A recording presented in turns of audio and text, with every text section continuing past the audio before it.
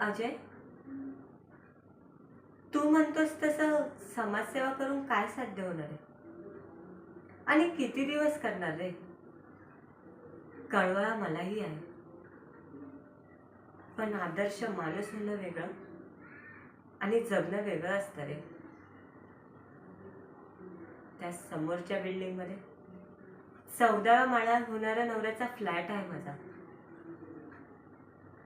आयुष्यभर खिडकीत बसून त्या समोरच्या टॉवरकडे बघून वाटायचं की मीही तिथे कधीतरी राहायला जाऊ.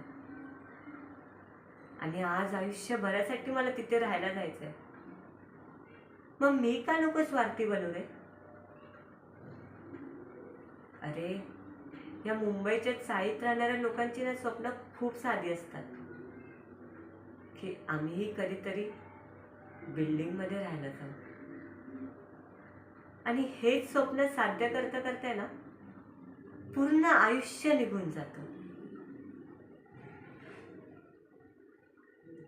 थँक्यू.